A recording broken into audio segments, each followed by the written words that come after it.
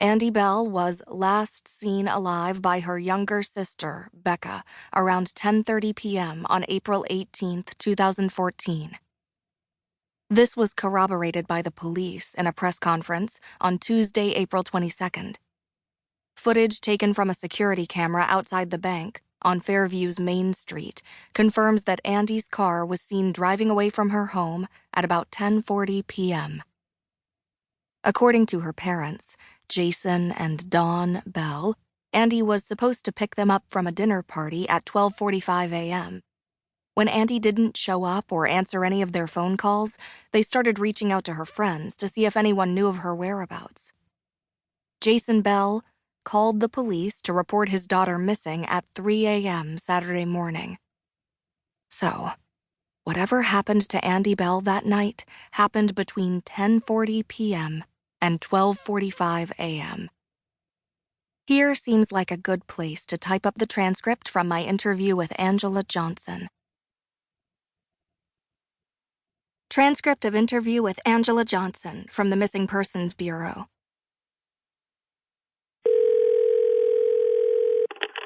Hello. Hi, is this Angela Johnson? Speaking, yep. Is this Pippa? Yes. Thanks so much for replying to my email. Do you mind if I record this interview for my project? Yeah, that's fine. I'm sorry, I've only got about 10 minutes. So, what do you want to know about missing persons? Well, I was wondering if you could talk me through what happens when someone is reported missing. What's the process and the first steps taken by the police? When someone is reported missing, the police will try to get as much detail as possible so they can identify the potential risk to the missing person, and an appropriate police response can be made. They'll ask for name, age, description, the clothes they were last seen wearing, the circumstances of their disappearance, if going missing is out of character for this person, details of any vehicle involved. Using this information, the police will determine whether this is an at-risk missing persons case. And what circumstances would make it an at-risk case? If they are vulnerable because of their age or a disability, or if the behavior is out of character, which indicates they could have been exposed to harm. So if the missing person is 17 years old and it is deemed out of character for her to go missing, would that be considered an at-risk case? Oh, absolutely, when a minor is involved. So how would the police respond?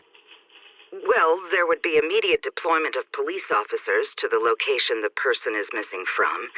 The officers will get further information about the missing person, such as details of their friends or partners, any health conditions, financial information, in case they try to withdraw money.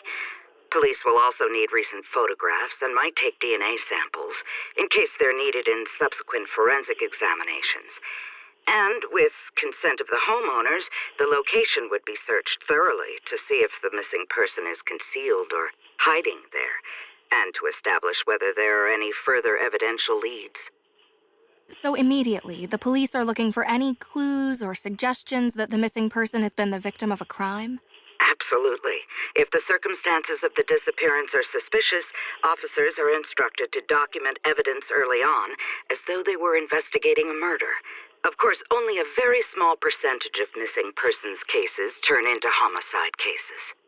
And what happens if nothing significant turns up after the initial home search? They'll expand the search to the immediate area. They'll question friends, neighbors, anyone who might have relevant information. If it is a teenager who's missing, we can't assume the reporting parent knows all of their child's friends and acquaintances. Peers are good points of contact to establish other important leads. You know, any secret boyfriends, that sort of thing. And a press strategy is usually discussed because appeals for information in the media can be very useful in these situations. So if it's a 17-year-old girl who's gone missing, the police would contact her friends and boyfriend early on? Yes, of course, inquiries will be made because if the missing person has run away, they are likely to be hiding out with someone close to them. And at what point in a missing persons case do police assume they are looking for a body? Well, time-wise, it's not... Oh, Pippa, I have to go. Sorry, I've been called into my meeting. Oh, okay. Thanks so much for taking the time to talk to me. And if you have any more questions, just shoot me an email and I'll get to it when I can. Will do. Thanks again. I found these statistics. 80% of missing people are found in the first 24 hours. 97% are found in the first week, and 99% of cases are resolved in the first year. That leaves just 1%. 1% of people who disappear are never found. And just 0.25% of all missing persons cases have a fatal outcome. So where does this leave Andy Bell? Floating incessantly, somewhere between 1% and 0.25%. Even though Andy has never been found and her body never recovered, most people accept that she is dead. And why is that? Sal Singh is why.